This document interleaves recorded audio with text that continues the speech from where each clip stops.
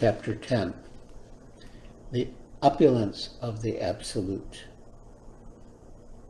Text 1. The Supreme Personality of Godhead said, "Listen again, O mighty Arjuna, because you are my dear friend. For your benefit, I shall speak to you further, giving knowledge that is better than what I have already explained.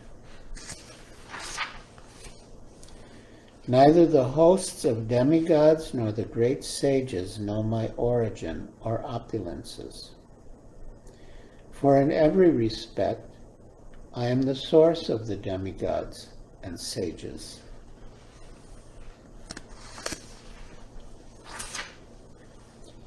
He who knows me as the unborn, as the beginningless, as the Supreme Lord of all the worlds, he only, undiluted among men, is freed from all sins.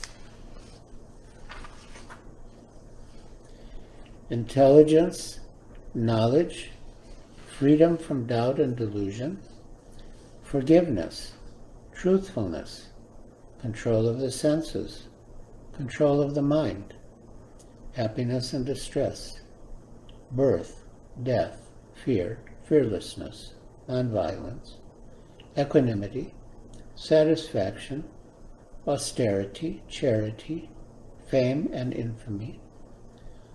All these various qualities of living beings are created by me alone." In the purport, Srila Prabhupada writes, Shama, tolerance and forgiveness, should be practiced. One should be tolerant and excuse the minor offenses of others.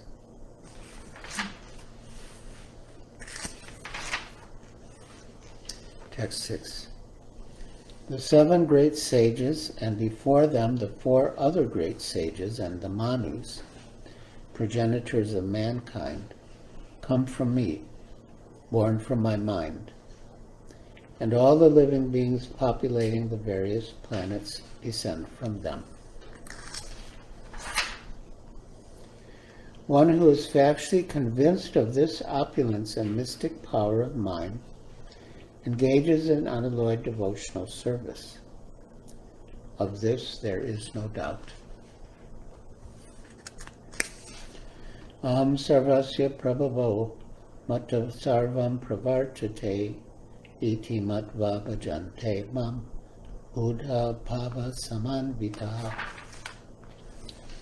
I am the source of all spiritual and material worlds. Everything emanates from me. The wise who perfectly know this engage in my devotional service and worship me with all their hearts. Matchita matkata prana bodhayanta parasparam katayantas chamam nityam tushyanti cha ramanti cha. The thoughts of my pure devotees dwell in me. Their lives are fully devoted to my service, and they derive great satisfaction and bliss from always enlightening one another and conversing about me. Te sham satata yuktanam bhajatam priti purvakam dadami buddhi yogam tam yenamam upayanti te. To those who are constantly devoted to serving me with love, I give the understanding by which they come to me. Te sham evanukam partham aham agyanajam tamaha na shamyatma bhavos bhava na shayam yatma bhavosto jnanadipena bhavasta. To show them special mercy, I, dwelling in their hearts, destroy with the shining lamp of knowledge the darkness born of ignorance.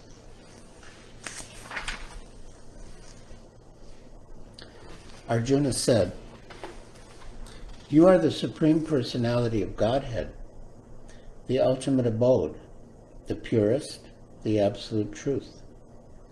You are the eternal, transcendental, original person, the unborn, the greatest. All the sages such as Narada, Asita, Devala, and Vyas confirm this truth about you. And now you yourself are declaring it to me. O Krishna, I totally accept as truth all that you have told me.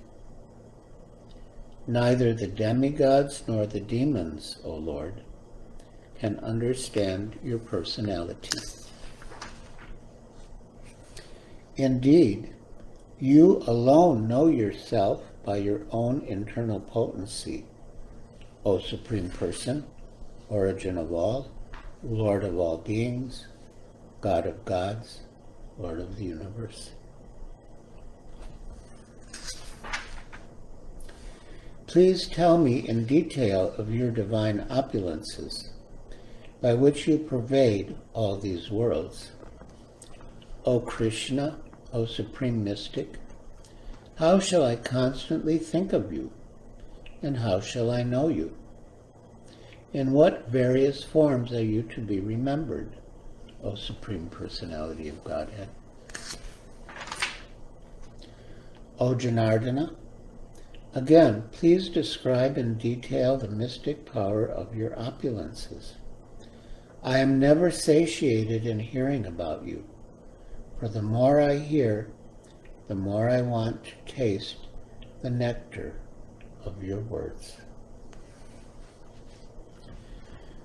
The Supreme Personality of Godhead said, "Yes, I will tell you of my splendorous manifestations, but only of those which are prominent, O Arjuna, for my opulence is limitless.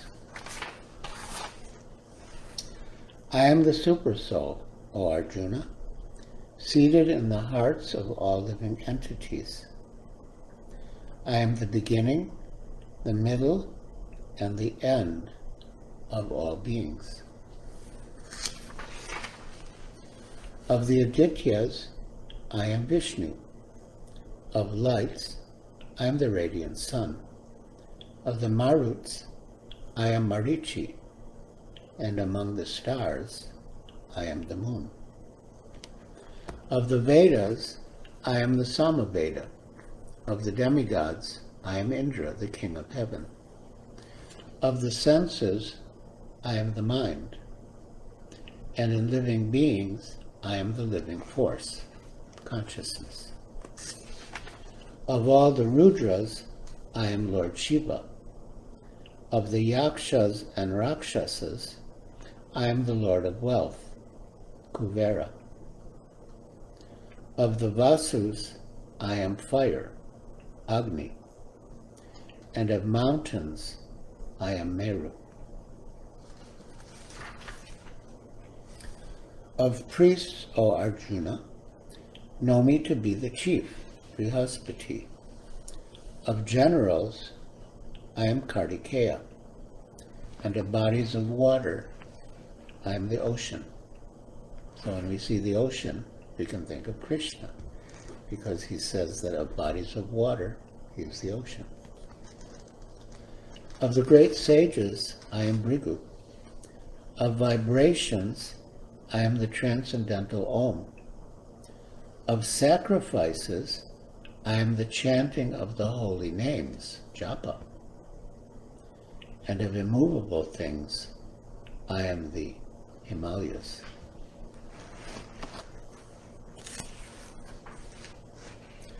Of all trees, I am the banyan tree.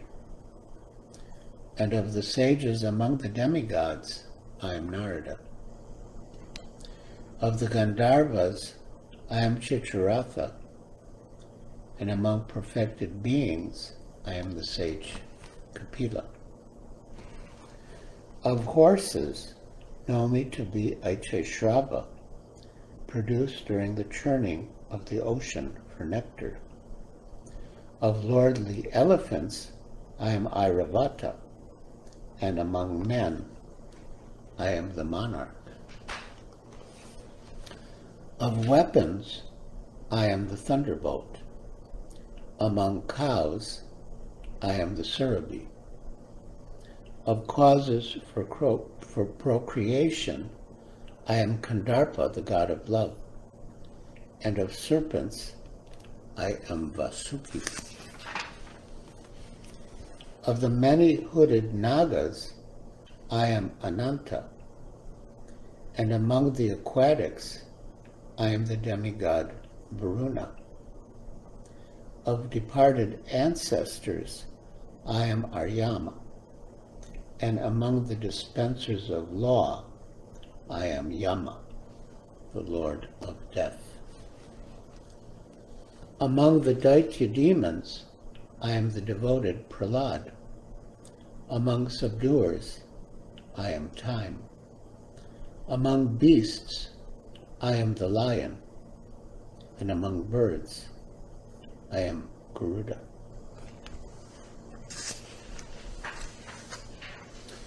Of purifiers, I am the wind. Of the wielders of weapons, I am Rama.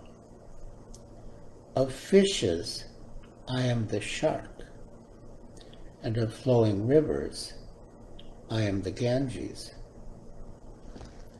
Of all creations, I am the beginning and the end, and also the middle, O Arjuna.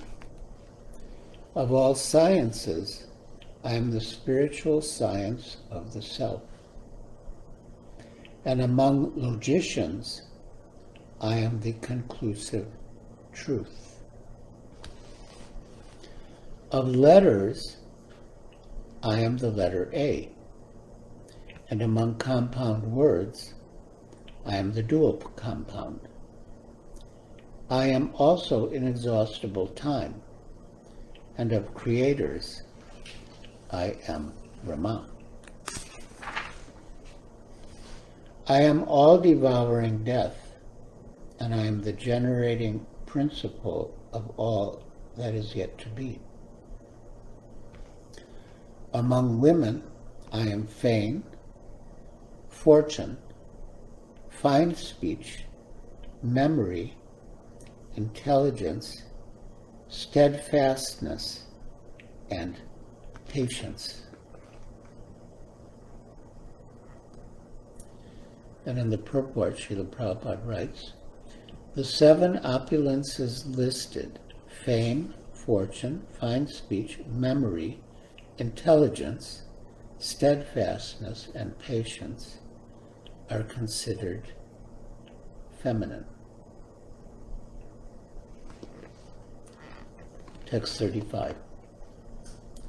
Of the hymns in the Samaveda, I am the Brihat Sama, and of poetry, I am the Gayatri.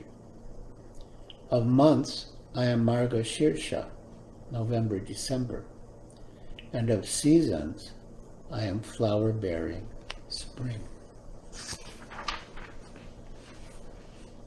I am also the gambling of cheats, and of the splendid, I am the splendor. I am victory, I am adventure, and I am the strength of the strong. Of the descendants of Vrishni, I am Vasudeva, and of the Pandavas, I am Arjuna. Of the sages, I am Vyas, and among great thinkers, I am Ushana. Among all means of suppressing lawlessness, I am punishment. And of those who seek victory, I am morality. Of secret things, I am silence.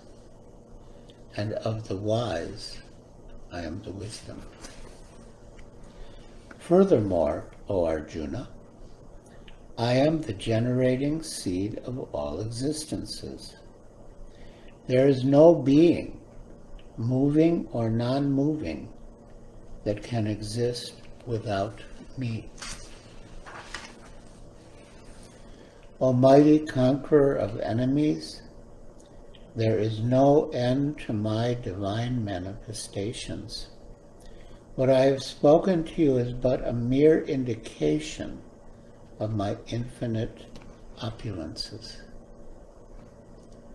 Know that all opulent, beautiful, and glorious creations spring from but a spark of my splendor. But what need is there, Arjuna, for all this detailed knowledge? With a single fragment of myself, I pervade and support this entire universe.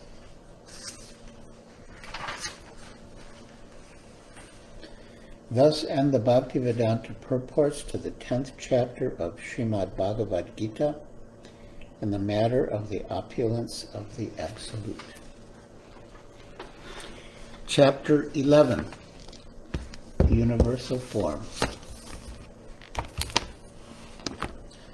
Arjuna said, "By my hearing the instructions you have kindly given me about these most confidential spiritual subjects, my illusion has now been dispelled. O lotus-eyed one, I have heard from you in detail about the appearance and disappearance of every living entity, and have realized your inexhaustible glories. O greatest among personalities, O supreme form, though I see you here before me in your actual position, as you have described yourself, I wish to see how you have entered into this cosmic manifestation. I want to see that form of yours. If you think that I am able to behold your cosmic form, O my Lord, O Master of all mystic power, then kindly show me that unlimited universal self." The Supreme Personality of Godhead said, "My dear Arjuna, O son of Pritha, see now my opulences, hundreds of thousands of varied, divine, and multicolored forms.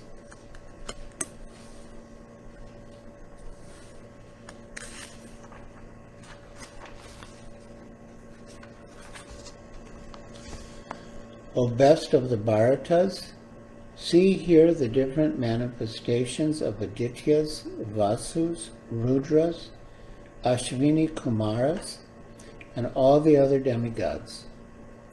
Behold the many wonderful things which no one has ever seen or heard before. O Arjuna, whatever you wish to see, behold at once in this body of mine.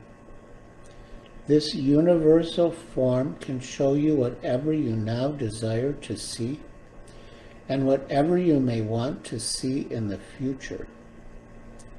Everything, moving and non-moving, is here completely in one place. But you cannot see me with your present eyes. Therefore I give you divine eyes. Behold my mystic opulence." Sanjay said, "O king, having spoken thus, the Supreme Lord of all mystic power, the Personality of Godhead, displayed his universal form to Arjuna.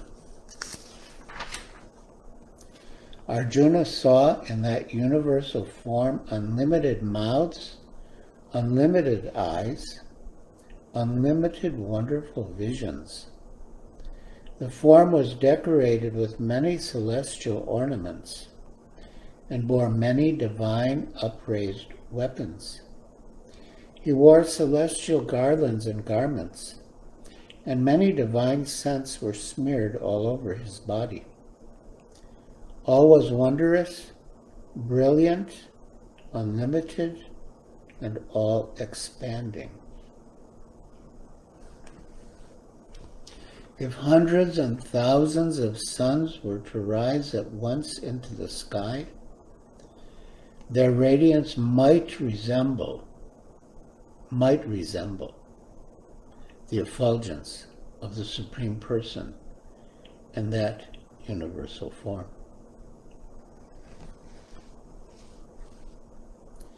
At that time, Arjuna could see in the universal form of the Lord the unlimited expansions of the universe, situated in one place, although divided into many, many thousands. Then, bewildered and astonished, his hair standing on end, Arjuna bowed his head to offer obeisances with folded hands and began to pray to the Lord. Arjuna said, "My dear Lord Krishna, I see assembled in your body all the demigods and various other living entities. I see Brahma sitting on the lotus flower, as well as Lord Shiva and all the sages and divine serpents. O Lord of the universe, O universal form, I see in your body many, many arms, bellies, mouths, and eyes expanded everywhere, without limit. I see in you no end, no middle, and no beginning.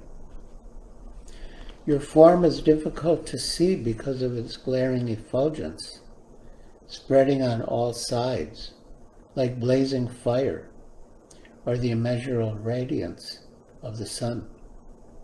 Yet I see this glowing form everywhere, adorned with various crowns, clubs, and discs. You are the supreme primal objective. You are the ultimate resting place of all this universe. You are inexhaustible, and you are the oldest. You are the maintainer of the eternal religion, the personality of Godhead. That is my opinion. You are without origin, middle, or end. Your glory is unlimited. You have numberless arms, and the sun and moon are your eyes. I see you with blazing fire coming forth from your mouth, burning this entire universe by your own radiance. Although you are one, you spread throughout the sky and the planets and all space between. O Great One, seeing this wondrous and terrible form, all the planetary systems are perturbed. All the hosts of demigods are surrendering before you and entering into you. Some of them, very much afraid, are offering prayers with folded hands. Hosts of great sages and perfected beings, crying, "All peace," are praying to you by singing the Vedic hymns. All the various manifestations of Lord Shiva, the Adityas, the Vasus, the Sadyas, the Vishvadevs, the two Ashvis, the Maruts, the forefathers, the Gandharvas, the Yakshas, the Asuras, and the perfected demigods are beholding you in wonder. Almighty Armed One, all the planets with their demigods are disturbed at seeing your great form, with its many faces, eyes, arms, thighs, legs, and bellies, and your many terrible teeth. And as they are disturbed, so am I. O all-pervading Vishnu, seeing you with your many radiant colors touching the sky, your gaping mouths and your great glowing eyes, my mind is perturbed by fear. I can no longer maintain my steadiness or equilibrium of mind.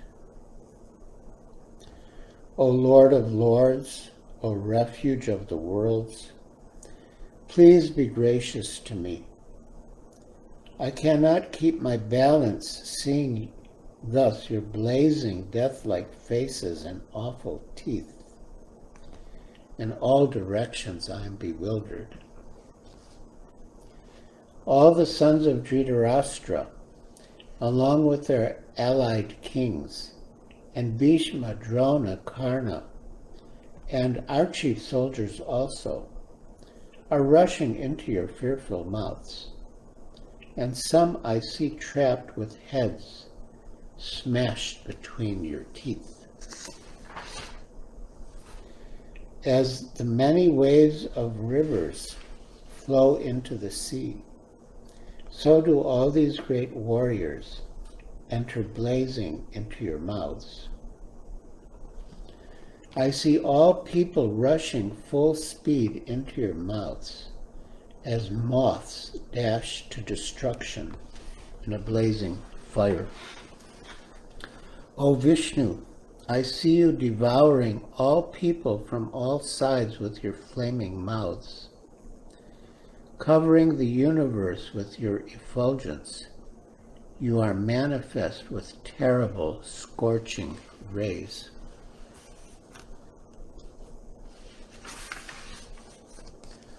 O Lord of Lords, so fierce of form, please tell me who you are. I offer my obeisances unto you. Please be gracious to me. You are the primal Lord. I want to know about you, for I do not know what your mission is. The Supreme Personality of Godhead said, Time I am, the great destroyer of the worlds, and I have come here to destroy all people. With the exception of you, the Pandavas, all the soldiers here on both sides will be slain. Therefore, get up. Prepare to fight and win glory. Conquer your enemies and enjoy a flourishing kingdom. They are already put to death by my arrangement, and you, O Savyasachi, can be but an instrument in the fight. Drona, Bhishma, Jayadratha, Karna, and all the other great warriors have already been destroyed by me. Therefore kill them and do not be disturbed. Simply fight and you will vanquish your enemies in the battle. Sanjay said to Dhritarashtra, O king, after hearing these words from the Supreme Personality of Godhead, the trembling Arjuna offered obeisances with folded hands again and again. He fearfully spoke to Lord Krishna in a faltering voice, as follows. Arjuna said, O Master of the senses, the world becomes joyful upon hearing your name, and thus everyone becomes attached to you. I'll read that again. The world becomes joyful upon hearing your name, and thus everyone becomes attached to you. Although the perfected beings offer you their respectful homage, the demons are afraid, and they flee here and there. All this is rightly done. O Great One, greater even than Brahma? You are the original creator. Why then should they not offer their respectful obeisances unto you? O limitless one, God of gods, refuge of the universe, you are the invincible source, the cause of all causes, transcendental to this material manifestation. You are the original personality of Godhead, the oldest, the ultimate sanctuary of this manifested cosmic world. You are the knower of everything, and you are all that is knowable. You are the supreme refuge, above the material modes. O limitless form, this whole cosmic manifestation is pervaded by you. You are air, and you are the supreme controller. You are fire, you are water, and you are the moon. You are Brahma, the first living creature, and you are the great-grandfather. I therefore offer my respectful obeisances unto you 1,000 times, and again, and yet again. Obeisances to you from the front, from behind, and from all sides. O unbounded power, you are the master of limitless might. You are all-pervading, and thus you are everything. Thinking of you as my friend, I have addressed you, O Krishna, O Yadava, O my friend, not knowing your glories. Please forgive whatever I have done in madness or in love. I have dishonored you many times, jesting as we relaxed, lay on the same bed, or sat or ate together, sometimes alone, and sometimes in front of many friends. O infallible one, please excuse me for all these offenses.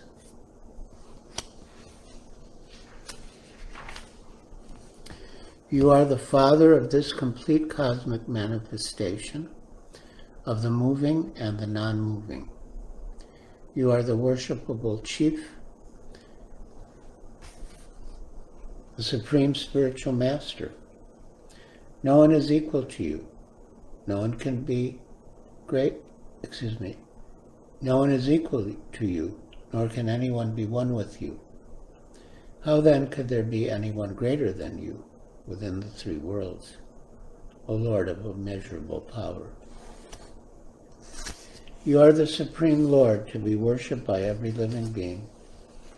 Thus I fall down to offer you my respectful obeisances and ask your mercy. As a father tolerates the impudence of his son, a friend the impertinence of a friend, or a wife the familiarity of her partner, please tolerate the wrongs I may have done you. After seeing the universal form, which I have never seen before, I am gladdened, but at the same time my mind is disturbed with fear. Therefore, please bestow your grace upon me and reveal again your form as the personality of Godhead, O Lord of Lords, O abode of the universe, O universal form, O thousand-armed Lord. I wish to see you in your four-armed form, with helmeted head and with club, wheel, conch, and lotus flower in your hands. I long to see you in that form. The Supreme Personality of Godhead said, My dear Arjuna, happily I have shown you, by my internal potency, this supreme universal form within the material world. No one before you has ever seen this primal form, unlimited and full of glaring effulgence. O best of the Kuru warriors, no one before you has ever seen this universal form of mine, For neither by studying the Vedas, nor by performing sacrifices, nor by charity, nor by pious activities, nor by severe penances can I be seen in this form in the material world. You have been perturbed and bewildered by seeing this horrible feature of mine. Now let it be finished. My devotee, be free again from all disturbances. With a peaceful mind, you can now see the form you desire.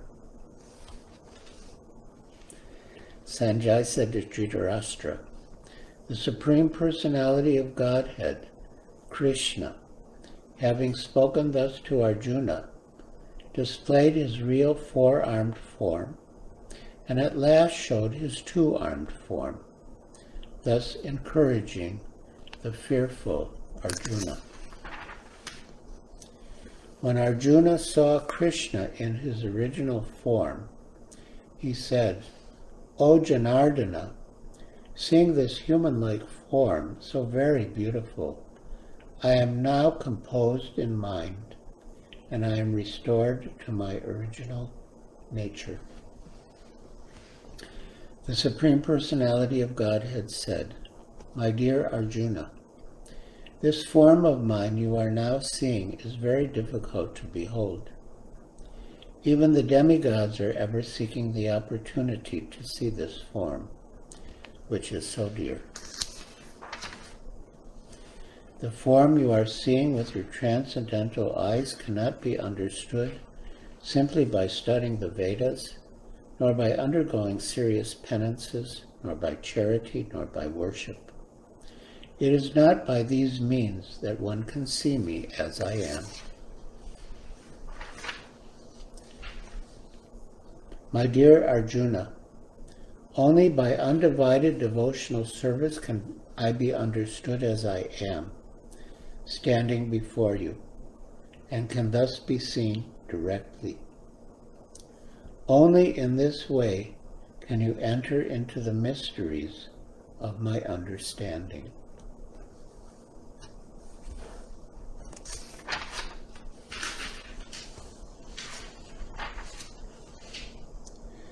My dear Arjuna, he who engages in my pure devotional service, free from the contamination of fruitive activities and mental speculation, he who works for me, who makes me the supreme goal of his life, and who is friendly to every living being, he certainly comes to me.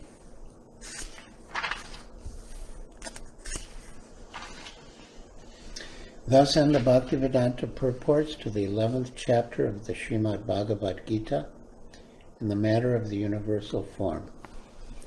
Chapter 12, Devotional Service, Text 1. Arjuna inquired, which are considered to be more perfect, those who are always properly engaged in your devotional service, or those who worship the impersonal Brahman, the unmanifested? The Supreme Personality of Godhead said, those who fix their minds on my personal form and are always engaged in worshiping me with great and transcendental faith are considered by me to be the most perfect. But those who fully worship the unmanifested, that which lies beyond the perception of the senses, the all-pervading, inconceivable, unchanging, fixed, and immovable, the impersonal conception of the absolute truth, by controlling the various senses and being equally disposed to everyone, such persons, engaged in the welfare of all, at last achieve me. For those whose minds are attached to the unmanifested impersonal feature of the Supreme, advancement is very troublesome. To make progress in that discipline is always difficult for those who are embodied. But those who worship me, giving up all their activities unto me, and being devoted to me without deviation, engaged in devotional service and always meditating upon me, having fixed their minds upon me, O son of Pritha, for them I am the swift deliverer from the ocean of birth and death.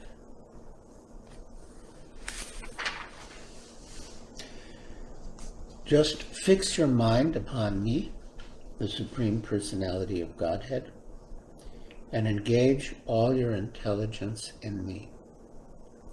Thus you will live in me always, without a doubt.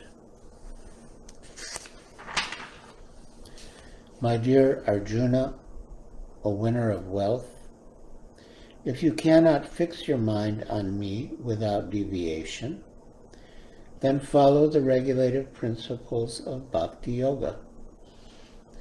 In this way, develop a desire to attain me.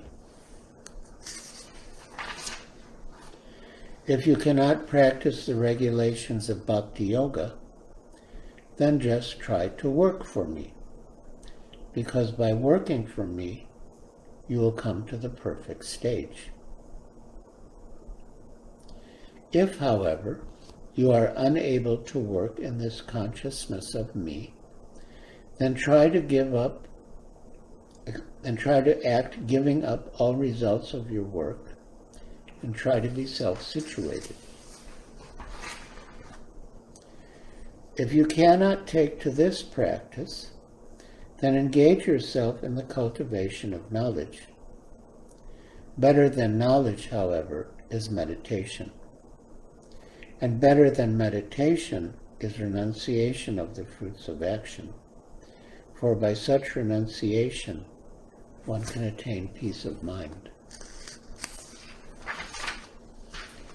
One who is not envious, but who is a kind friend to all living entities, who does not think himself a proprietor and is free from false ego, who is equal in both happiness and distress, who is tolerant, always satisfied, self-controlled, and engaged in devotional service with determination. His mind and intelligence fixed on me. Such a devotee of mine is very dear to me. He by whom no one is put into difficulty, and who is not disturbed by anyone, who is equipoised in happiness and distress, fear and anxiety, is very dear to me. My devotee, who is not dependent on the ordinary course of activities, who is pure, expert, without cares, free from all pains, and not striving for some result, is very dear to me. One who neither rejoices nor grieves, who neither laments nor desires, who renounces both auspicious and inauspicious things, such a devotee is very dear to me.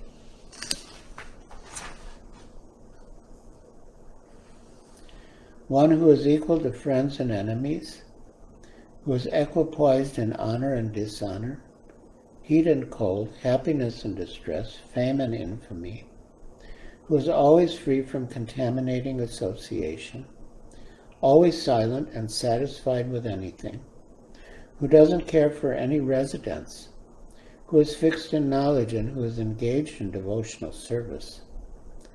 Such a person is very dear to me.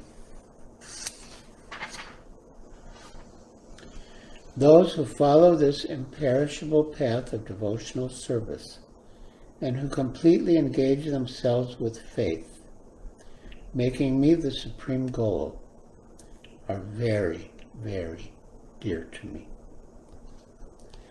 Thus end the Bhaktivedanta purports to the 12th chapter of the Srimad Bhagavad Gita in the matter of devotional service.